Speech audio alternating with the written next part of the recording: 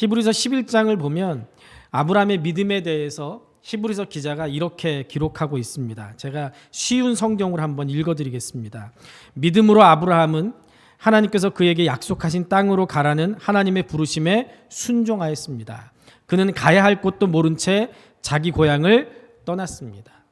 믿음으로 아브라함이 하나님의 말씀에 하나님의 부르심에 순종해서 하나님께서 가라고 했는데 그곳이 어딘지도 모르고 자기 고향을 떠났습니다. 이것이 바로 아브라함의 믿음이다라고 히브리서 기자가 그렇게 평가한 거예요. 그런데 아브라함의 이런 모습들이 2019년을 이제 시작하는 지금 현재 이 시점에 서 있는 우리들의 모습과 어쩌면 그렇게 닮아 있는지 모르겠어요. 고등학교 교과서에도 실려 있는 것 같은데요. 로버트 프로스트라는 분이 쓴 가지 않은 길이라는 시가 있습니다. 여러분들 오늘 주보 이 속 페이지에 보면 그동안 우리가 가정 예배랑 이 구역 예배지를 쓴 이 란에다가 이 가지 않은 길이라는 시를 넣어놨습니다. 주보를 한번 펴보시고 제가 읽어볼 테니까 여러분들 눈으로 한번 읽어보십시오. 노랗게 물든 숲속에 두 갈래 길이 있었습니다. 난 나그네 몸으로 두 길을 다 가볼 수 없어 아쉬운 마음으로 그곳에 서서 한쪽 길이 덤불 속으로 감돌아간 끝까지 한참을 그렇게 바라보았습니다. 그리고는 다른 쪽 길을 택했습니다. 먼저 길에 못지않게 아름답고 어쩌면 더 나은 듯도 싶었습니다. 사람들이 밟은 흔적은 비슷했지만 풀은 더 무성하고 사람의 발길을 기다리는 듯해서였습니다. 그날 아침 두 길은 모두 아직 발자국에 더럽혀지지 않은 낙엽에 덮여 있었습니다. 먼저 길은 다른 날로 미루리라 생각했습니다. 길은 길로 이어지는 것이기에 다시 돌아오기 어려우리라 알고 있었지만 먼 훗날 어디에선가 나는 한숨 쉬며 이야기할 것입니다. 숲속에 두 갈래 길이 있어 나는 사람이 덜 다닌 길을 택했습니다. 그리고 그것이 내 인생을 이처럼 바꿔놓은 것이라고. 이 가지 않은 길이라는 이 시를 보면 로버트 프로스트가 생각했던 것처럼 우리 앞에 우리 인생에도 언제나 두 갈래 길이 놓여 있습니다. 그런데 문제는 이 두 갈래 길을 다 가보고 우리가 인생을 살 수 없다는 거예요. 우리는 어차피 이 길이냐 저 길이냐 두 길 중에 한 길을 선택해야 됩니다. 그리고 한 길을 선택합니다. 그러면서도 선택하지 않은 다른 한 길에 대해서 끝까지 미련을 가지고 있는 것이 우리 인생이에요. 그러면 로버트 프로스트가 뭐라고 합니까? 다른 한 길 다음에 걸어볼 수 있을 거야 라고 생각하면서 길은 길로 이어지는 것이니까 다시 돌아오기 어려울지 모르지만 언젠가는 다른 한 길도 걸어볼 수 있을 거다라는 그런 미련을 버리지 않습니다. 그런데 결국 가지 못했던 다른 한 길을 가봤어요? 못 가봤어요? 결국 그 길을 걷지 못합니다. 그리고 나서 인생의 마지막에 뭐라고 고백한다고요? 숲속에 두 갈래 길이 있어서 난 사람들이 덜 다닌 길을 선택했고 그것이 내 인생을 이렇게 바꿔놓았습니다 라고 그렇게 고백한다는 거예요. 어쩌면 아브라함이 갈 곳을 알지 못하고 길을 떠났던 것처럼 지금 우리 앞에도 새로운 길이 놓여 있습니다. 이 길은 프로스트의 시 제목처럼 아직 아무도 가보지 않은 그런 길입니다. 2019년을 살아보고 나서 우리가 다시 2019년에 초입에 와가지고 2019년 내가 살아보니까 이렇더라, 내가 선택한 길 말고 다른 길을 선택해봐야지, 이렇게 할 수 있다면 얼마나 좋겠어요.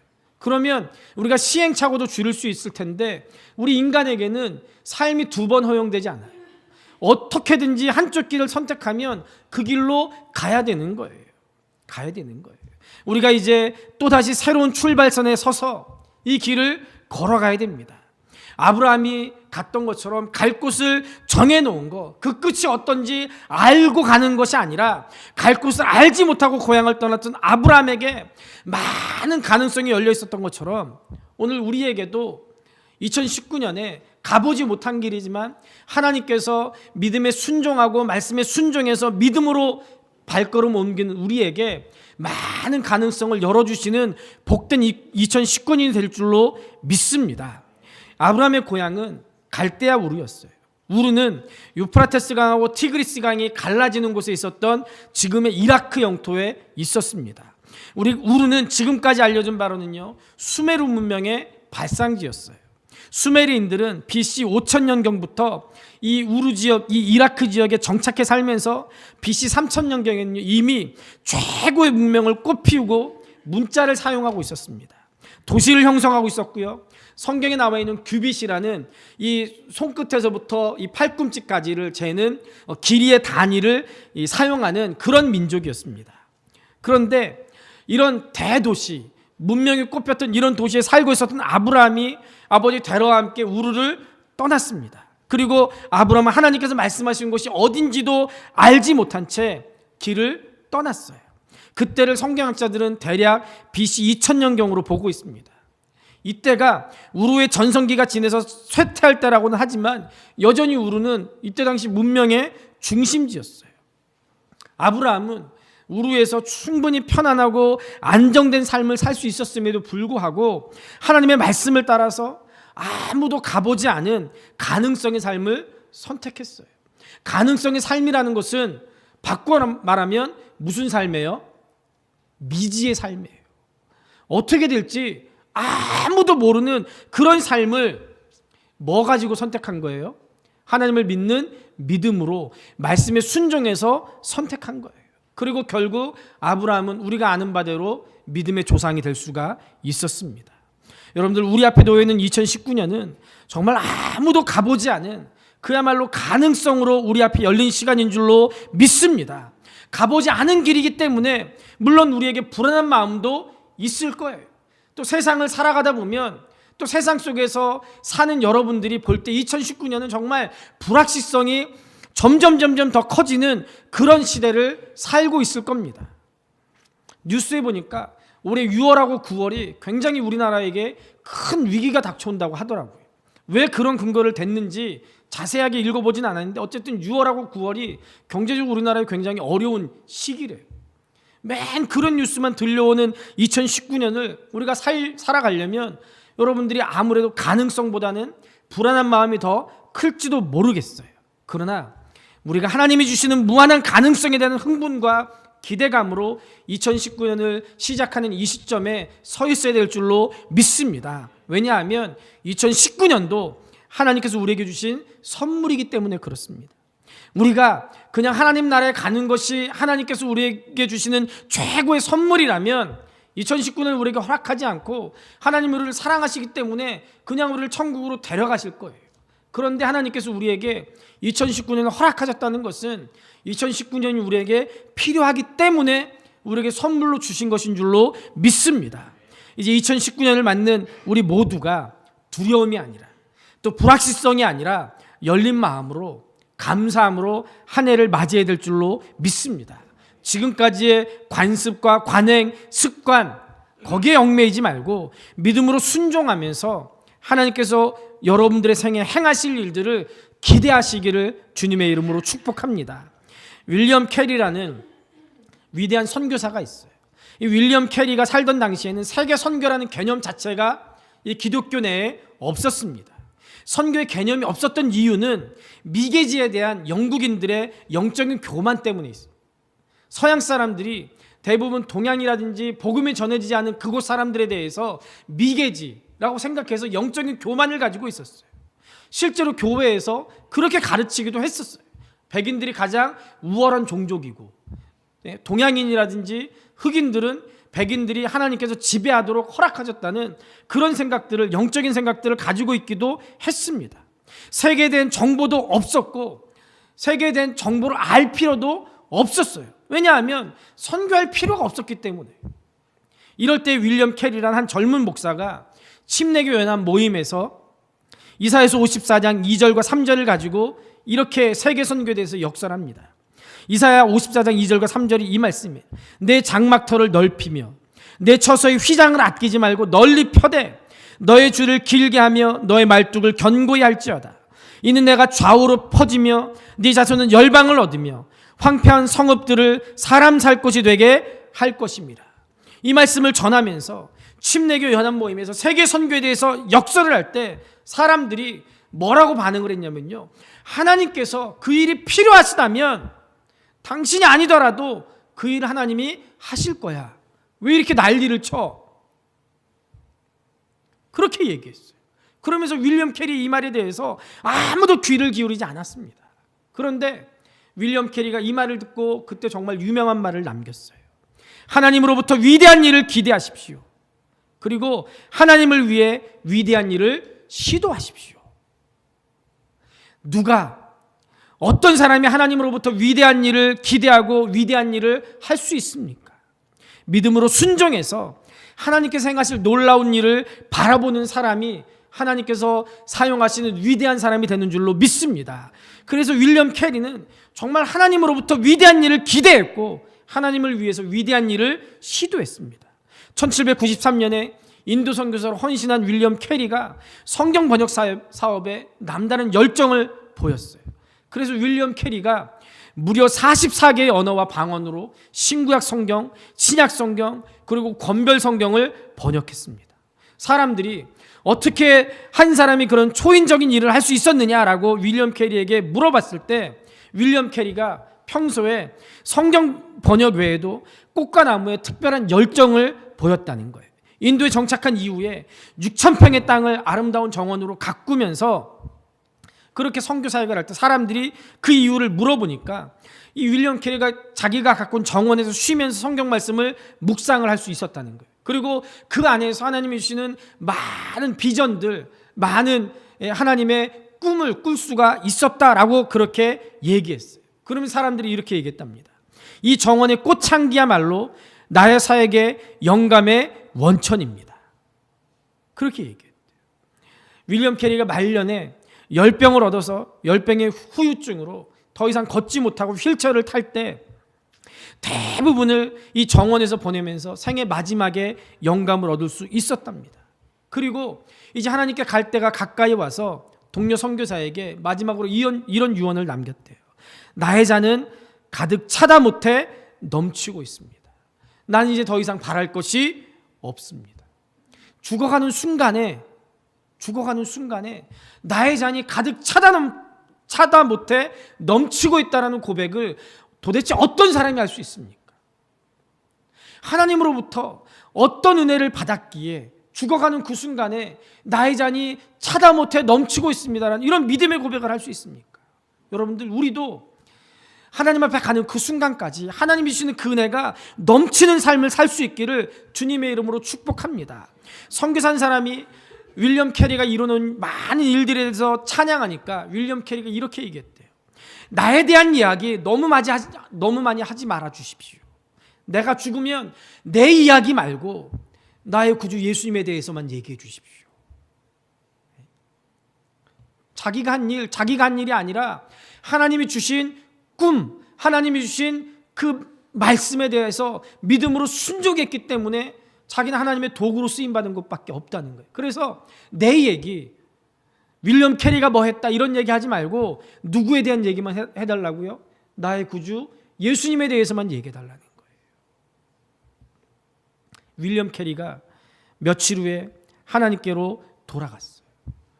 하나님께로 돌아가는 그 순간에 윌리엄 캐리의 손에는요, 벵가로 번역 성경 개정판이 들려 있었대요. 무슨 얘기입니까? 마지막까지 성경을 번역하는 일에 매진했다는 거예요. 죽는 그 순간까지예요. 여러분, 믿음으로 순종할 때 하나님께서 이 윌리엄 캐리 한 사람을 통해서 행하신 놀라운 일들이 깨달아지십니까? 아무도 가지 않으려는 길을, 아무도 신경 쓰지 않는 길을 하나님의 인도하심에 따라서 걸어간 믿음의 선진들, 우리가 본받아야 될 줄로 믿습니다. 하나님은 다른 그 누구가 아니라 바로 이런 사람을 지금도 필요로 하시는 줄로 믿습니다. 하나님은 윌리엄 캐리 한 사람을 통해서 정말 상상할 수 없는 엄청난 일을 하셨어요. 그리고 세계 선교의 문을 열어주셨습니다. 하나님은 이런 사람에게 사명을 주시고 이런 사람을 쓰십니다. 오늘 말씀에도 보면 내가 너로 큰 민족을 이루고 내게 복을 주어 내 이름을 창대하게 하리니 너는 복이 될지라. 너를 축복하는 자에게는 내가 복을 내리고 너를 저주하는 자에게는 내가 저주하리니 땅의 모든 족속이 너로 말미암아 복을 얻을 것이라 하신지라. 너로 큰 민족을 이루고, 지금 아브라함이 하나님께 이 말씀을 받을 때 자식이 있어요, 없어요? 자식 없어요. 하나님 자식 한 명이라도 주고 나서 이 말씀을 하시죠. 그런데 하나님이 아무것도 없는 상황에 내가 너로 큰 민족을 이루고 떠나. 어디로요? 그냥 떠나. 그런데 떠나면 복이 되게 하신다는 거예요. 너를 축복하는 자에게 복을 주고 너를 저주하는 자에게 저주한대요. 갈 곳이 어딘지, 가면 사람들이 자기를 받아줄지 어떨지 알지 못하는 그런 상황에서 말씀에 순종하면 하나님께서 아브라함에게 복 주신다는 거예요. 여러분, 그러면서 아브라함에게 하나님께서 주신 사명이 뭐예요? 땅의 모든 족속에게 하나님의 복을 나눠주래요. 나그네 같은 삶을 살면서 하나님의 복을 나눠주래요. 너는 어디서 누구를 만나든지 하나님을 알게 해서 그 사람들도 하나님의 복을 받게 하라는 거. 이게 아브라함에게 주신 명령입니다. 여러분들, 이 말씀이 우리에게 무슨 도전을 줍니까? 이 말씀을 베드로 버전으로 읽어보면 이렇게 됩니다. 베드로전서 2장 9절에요. 그러나 너희는 택하신 족속이요 왕같은 제사장들이요 거룩한 나라요 그의 소유가 된 백성이니 이는 너희를 어두운 데서 불러내어 그의 기이한 빛에 들어가게 하신 이의 아름다운 덕을 선포하게 하려 하심이라. 쉽게 번역해보면 이런 말씀입니다. 여러분은 하나님께서 선택하신 백성이고 왕의 제사장입니다. 또 거룩한 나라고 하나님께서 다스리시는 나라의 백성입니다. 하나님께서 그분의 행하신 놀라운 일들을 알게 하시려고 여러분들 어두움 가운데서 불러내서 그의 놀라운 빛 가운데로 인도하셨습니다. 이 말씀이에요. 우리는 우르에서부터 택하신 아브라함과 같이 하나님이 택하신 백성이에요. 그리고 하나님과 죄 지은 인간 사이를 이어야 되는 책임이 있는 제사장들이라는 거예요. 그리고 우리는 이 땅에 소속된 사람이 아니고 하나님 나라의 백성이래요. 우리를 왜 이렇게 거룩한 신분으로, 영광스러운 신분으로 바꿔주셨는가? 우리를 통해서 하나님의 살아계심을 증거하게 하시기 위해서 우리를 이렇게 하셨다는 거예요. 빅토르 위고가 이런 말을 했습니다. 죽는 것이 두려운 것이 아닙니다. 한 번도 진정으로 살아본 적이 없다는 것이 가장 두려운 것입니다. 여러분, 이 말을 우리에게 적용한다면 어떻게 바꿀 수 있겠습니까? 죽는 것이 두려운 것이 아닙니다. 한 번도 진정한 그리스도인으로 살아본 적이 없다는 것이 두려운 일입니다. 이런 말이 되지 않겠습니까? 여러분, 왜 한국에 그렇게 예수 믿는 사람들이 많다고 하는데 왜 우리는 여전히 예수 믿는 흉내만 내고 있습니까? 예수 믿는 사람들이 정말 극소수였던 선교 초기에 세상 사람들이 예수 믿는 사람들을 두려워했어요. 그런데 지금은 세상 사람들이 예수 믿는 사람들을 두려워해요? 예수 믿는 사람 두려워하지 않아요. 오히려 예수 믿는 사람들이 교회가 조롱당하는 시대를 살고 있어요. 왜요? 진정한 그리스도인으로 살지 않기 때문에 그래요. 흉내만 내는 거예요.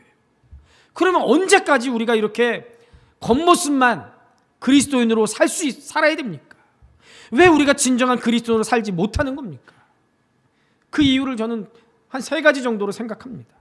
첫째는 우리가 진정한 그리스도인이 되기를 소원하지 않는 거예요. 여러분들 정직하게 한번 여러분들에게 물어보십시오. 나는 정말로 진정한 그리스도인으로 살기를 원하는가? 놀라운 것은 많은 그리스도인들이 이런 질문 스스로에게 하지 않아요. 스스로에게 하지 않아요. 그러니까 일주일을 살면서 정체성이 없는 거예요. 내가 그리스도인인지 그렇지 않은지, 예수 믿는 사람과 예수 믿지 않는 사람과 다를 바 없이 그냥 사는 거예요. 그러면서도 전혀 마음에 찔려하지 않아요. 부끄러워하지 않아요. 말로는 하나님 앞에서 산다고 얘기하면서도 전혀 두려워하지 않아요. 그리고 주일에 교회에 와서 복 주시옵소서 하는 거예요. 여러분들이 한번 입장 바꿔놓고 하나님이라고 생각해 보세요. 그런 사람에게 복 주시겠습니까?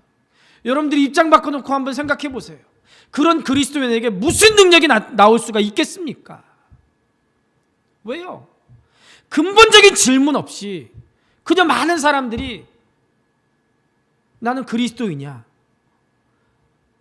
이렇게 착각하면서 살고 있는 거예요. 커다란 착각이에요.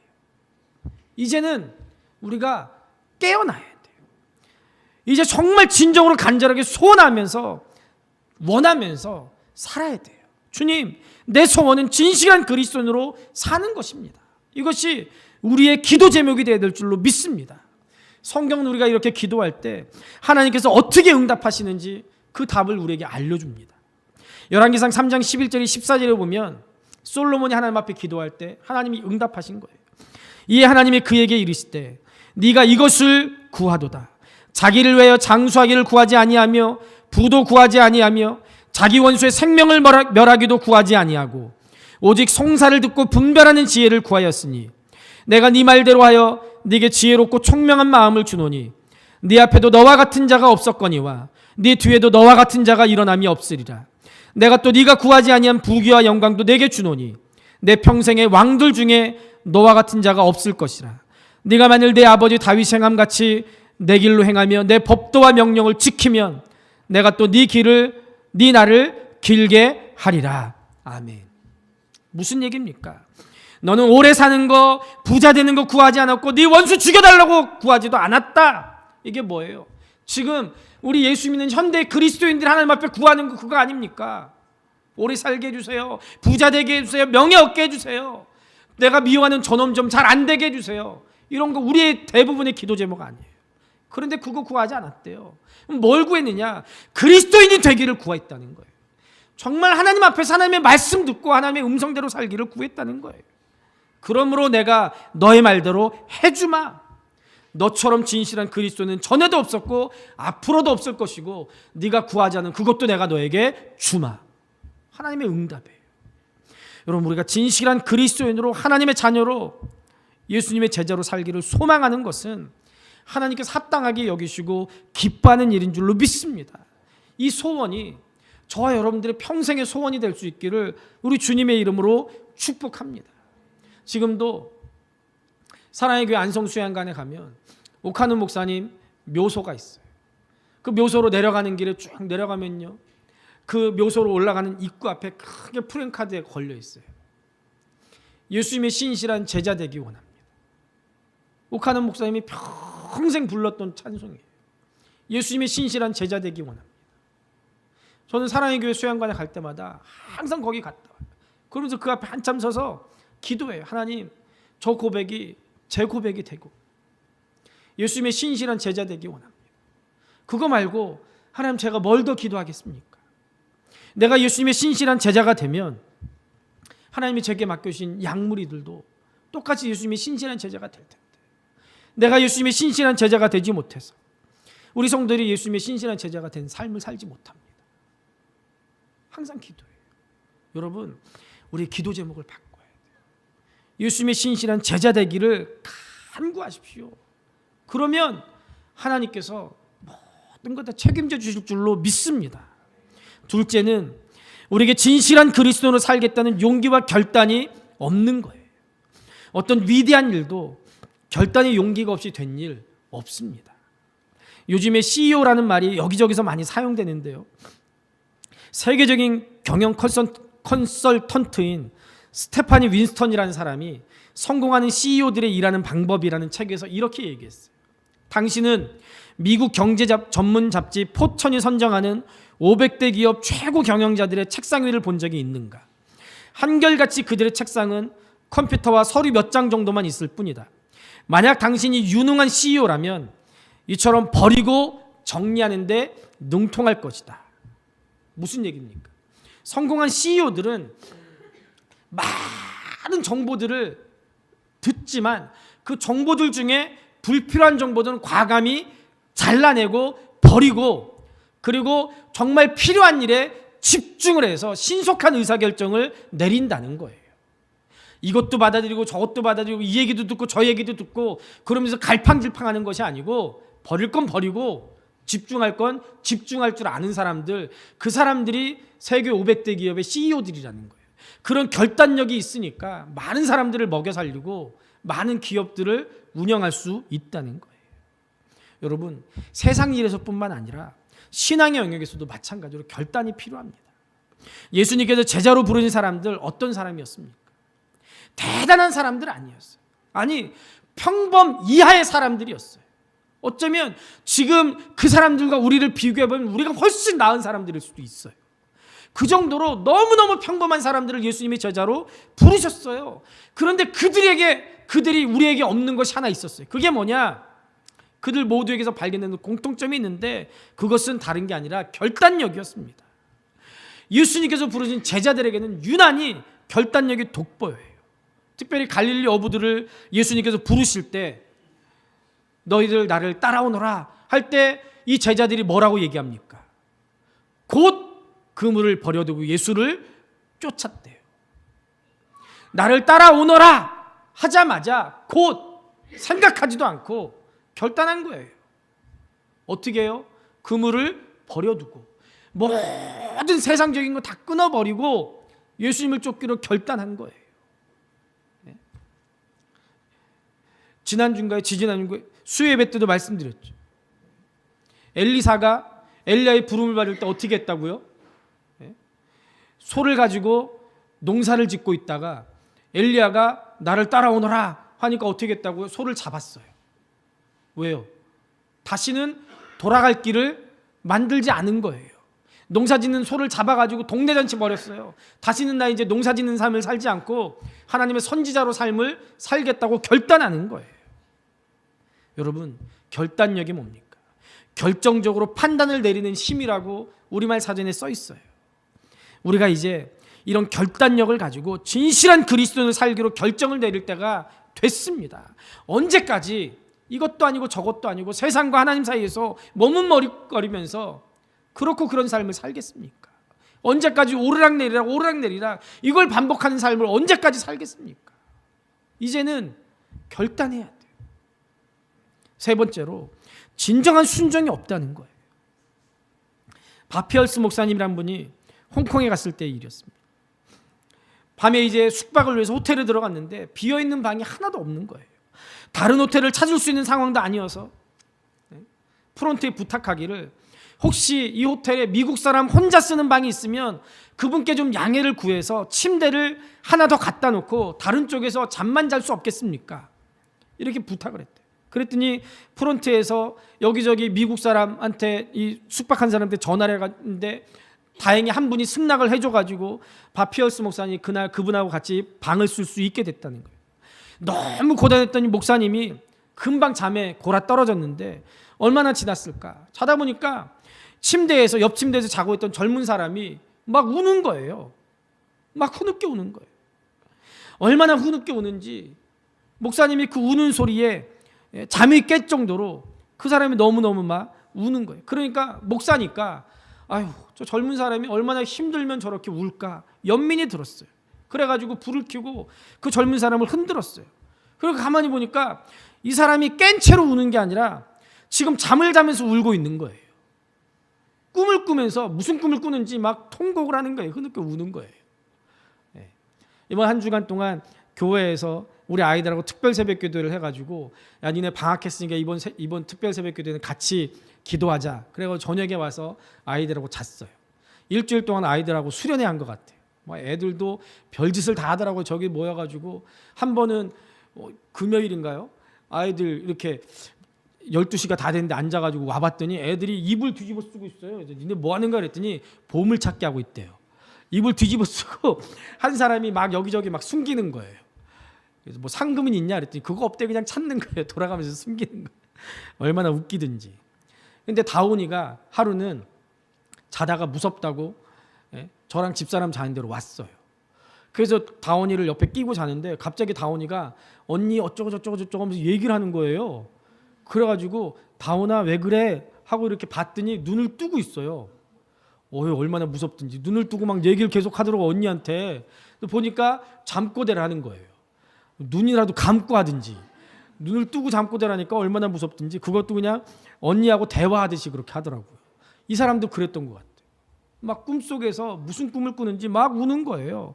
그래가지고 피어스 목사님이 이분이 정말 큰 슬픔을 당했구나 이렇게 생각하고 그분을 위로하기 위해서 그 사람을 깨웠어요. 그리고 나는 목사입니다. 무슨 일인지 몰라도 내가 도울 수 있으면 돕겠습니다. 이렇게 얘기를 했어요. 그랬더니 이 사람이 울다 깨어난 사람이 얘기를 하는데 자기는 네팔 선교사라는 거예요.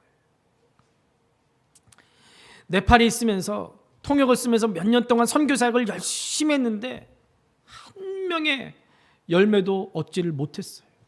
그러다가 미국에서 사랑하는 사람을 데려와서 결혼도 하고 네팔에서 딸아이까지 낳고 가정을 이루면서 이제 네팔에서 선교 사역을 하는데 딸아이가 밖에 나가서 흙을 만지면서 놀다가 그만 한센신병, 성경에 문둥병이라고 번역된 그 병에 걸려버린 거예요.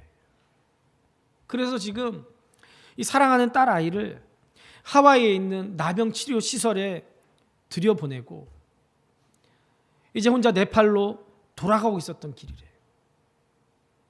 그때 아버지로서의 심정이 어땠겠습니까? 몇 년 동안 통역까지 쓰면서 선교를 해도 열매도 없고 자식은 자식대로 몹쓸 병에 걸려서 부모와 생리배를 해야 됐으니까 이 선교사로서 아버지로서 그 좌절과 슬픔이 얼마나 컸겠어요. 그래서 이분이 그 밤에 결심을 하고 잤대요. 이제 내가 무슨 자격으로 선교를 하겠는가. 열매도 없고 아이는 병들고 선교비만 쓰고 이제 네팔로 돌아가면 짐을 싸서 아내와 함께 미국으로 돌아가서 이제 나 선교사 그만둬야 되겠다. 이렇게 결심을 했어요. 그런데 그 밤에 주님께서 꿈속에 나타나셔서 이 선교사님에게 애원을 하시더래요. 너까지 그만두면 네팔의 그 영혼들을 위해서 누가 복음을 전하겠느냐. 너까지 그만두면. 주님께서 그렇게 애원을 하시더래요. 그 주님의 애원이 이 네팔 선교사님을 감격하게 만든 거예요. 자기는 그 지난 세월 동안 한 명도 전도하지 못하고 선교비만 축내고 세월을 보냈다고 생각했는데 주님은 자기를 그렇게 평가하지 않고 있다는 것을 깨달았어요. 그래서 감격했어요. 네팔의 영혼을 향한 주님의 계획이 있기 때문에 하나님이 그 사람, 그 네팔 선교사님을 붙잡고 있었던 거예요. 그래서 그 은혜, 그 감격에 꿈속에서 그렇게 막 흐느껴서 울었던 거예요. 영혼 구원을 향한 하나님의 그 절절한 사랑과 집념 앞에 이 네팔 선교사님이 그냥 그 밤새 그냥 꿈속에서 울었던 거예요. 저는 이 이야기를 들으면서 그렇지, 예수 믿는 사람이 생기느냐 안 생기느냐, 부흥하느냐 그렇지 않느냐, 이것은 성령께서 전적으로 하실 일이고 우리에게 중요한 것은 그저 하나님께서 내게 맡기신 일들 말씀에 순종하고 믿음으로 그 일을 감당하면 되는 거예요. 주님은 그저 우리에게 영혼을 향해서 복음을 전하라고 했으니까 그것만 해도 우리가 몇 명 전도했고 그것과 상관없이 하나님께서 우리에게 복을 주실 것이고 상 주실 것이고 그 자체를 하나님은 귀하게 보시지. 그걸 깨달았어요. 사람들은 몇 명 모이고 얼마나 부흥했고 그 교회에 관심을 갖고 그걸로 평가하지만 하나님은 그거 갖고 평가하시는 분이 아니라는 거예요. 우리가 얼마나 충성했느냐, 얼마나 헌신했느냐, 얼마나 애를 썼느냐, 얼마나 마음을 쏟았느냐, 그거를 보시는 분이라는 거예요. 다시 말해서 우리가 할 일은 뭐라고요? 얼마나 순종하고 어떻게 순종했느냐, 그거라는 거예요. 정말 우리 주님께서 귀하게 보시는 것은 부르심의 사명을 따라서 주님이 하시는 일에 적극적으로 동참하는 거예요. 그 과정에서 우리 재능이나 능력이나 힘이나 시간을 땅에 묻어두지 않고 주신 달란트대로 힘껏 주님을 위해 사는 거, 그 자체를 가장 귀하게 보시는 분이 우리 아버지 하나님이신 줄로 믿습니다. 땅에 묻어둔다는 게 뭐예요? 하나님께 주신 소명을 받고도 부족하다는 핑계로 주님의 일을 안 하는 거예요. 2달란트 받았으면 2달란트 남기면 돼요. 어떤 사람은 5달란트 받아서 5달란트 남기지만 나는 그 사람하고 달라서 2달란트 받았으니까 2달란트 남기면 되는 거예요. 저 사람은 5달란트나 받았는데 나는 왜 2달란트밖에 안 줘? 이게 아니에요. 오히려 나는 2달란트밖에 안 되는 그릇인데 5달란트 주시면 그게 복이 아니에요. 하나님 우리에게 다 맞게 은혜 주시고 맞는 사명을 주신 줄로 믿습니다. 그저 하나님의 부르심에 뒷일 생각하지 않고 전적으로 순종하면 되는 거예요. 아브라함을 하나님께서 부르실 때 아브라함은 따져보지 않았어요. 전적으로 순종했습니다. 끝으로 새해를 시작하는 우리 모두에게 마지막으로 여러분들 담임 목사로서 당부하고 싶은 것은 여러분들의 일생을 두고 예배드리는 일에 힘써달라는 거예요. 무엇보다 여러분들이 하나님 앞에 진실한 예배자가 되시기를 주님의 이름으로 축복합니다. 진실한이란 말을 합당한이란 말로 바꿔서 생각해도 좋아요. 하나님 앞에 합당한 예배자가 돼야 됩니다. 다른 교회 행사나 다른 교회 봉사에 좀 소홀해도 큰 문제 되지 않아요. 그거 안 해도 돼요. 안 해도 돼요. 그러나 예배가 소홀하게 되면 그거 정말 큰일이에요. 그거 정말 큰일이에요. 여러분들 교회 일하러 나오지 마세요. 교회 일하러 나오지 마세요. 교회는 일하러 오는 곳이 아니라 예배드리러 오는 곳이에요. 일하러 오지 마세요. 왜요? 하나님은 우리가 하는 일을 통해 영광 받으시는 분이 아니고 예배를 통해서 가장 큰 영광을 받으시기 때문인 줄로 믿습니다. 아브라함은 어디를 가든지 첫 발을 들여놓는 곳에서 제단을 쌓았습니다. 세겜 상수리 나무 아래서 베델 동쪽 산에서 하나님께 단을 쌓고 예배드렸어요. 첫 발을 들여놓는 곳에서 먼저 제단을 쌓았다는 것은 아브라함의 삶에 있어서 예배가 얼마나 중요한지를 말해주는 거예요. 성경에는 영적인 원리, 복받는 원리 하나를 말씀드리겠습니다. 세겜 땅 첫 발을 들여놓는 그곳에 제단을 쌓으면 세겜에서의 모든 활동이 복을 받았어요. 베델의 첫 발을 들여놓는 그곳에서 제단을 쌓을 때 베델에서의 모든 활동이 복을 받았습니다. 로마서 11장 16절 우리 같이 한번 찾아서 읽어보겠습니다. 로마서 11장 16절입니다.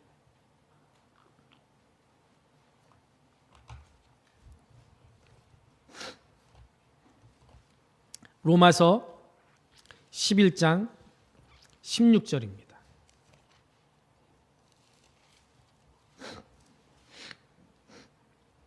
신약성경 254페이지입니다. 우리 같이 한번 큰 소리로 읽어보겠습니다. 별땡땡 밑줄 쫙 그으시면서 읽으세요.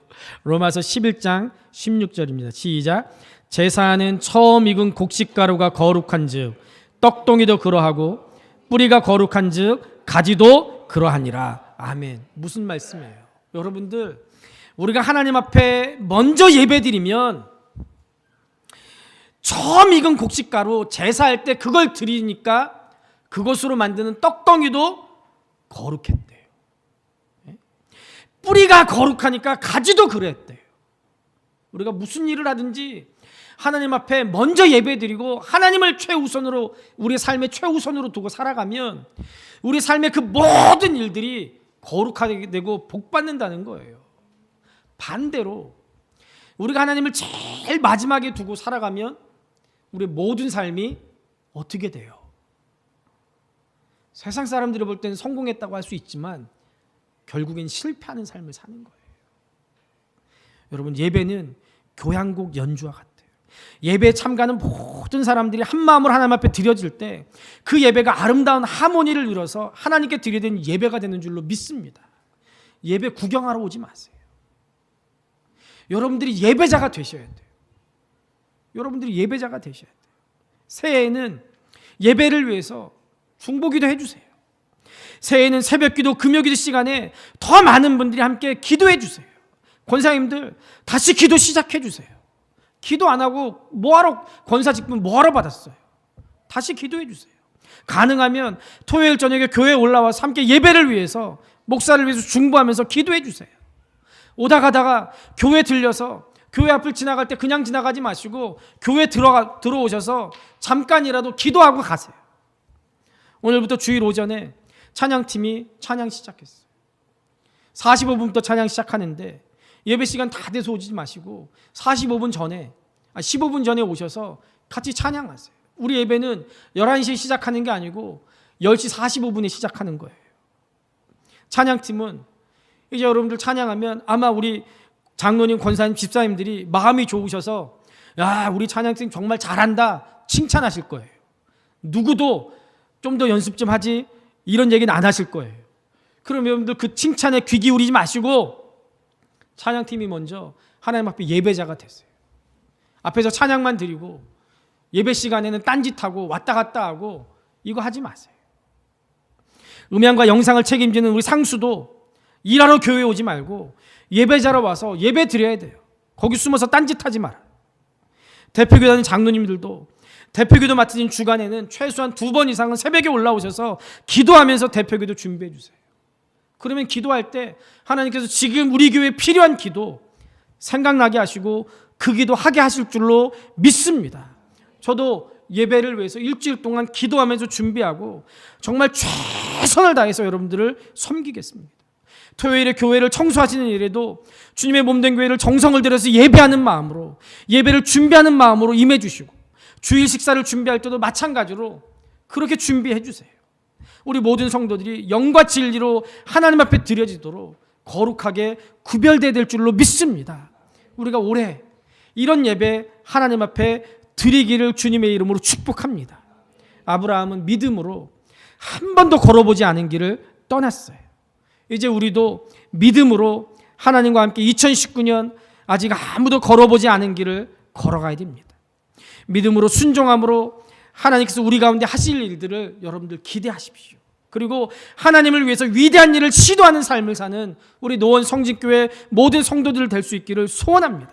그래서 하나님께 귀하게 쓰임받고 불과 같이 일어나서 세상을 변화시키는, 세상을 빛나게 하는 부흥의 세대, 부흥의 주역이 될 수 있기를 우리 주님의 이름으로 축복합니다.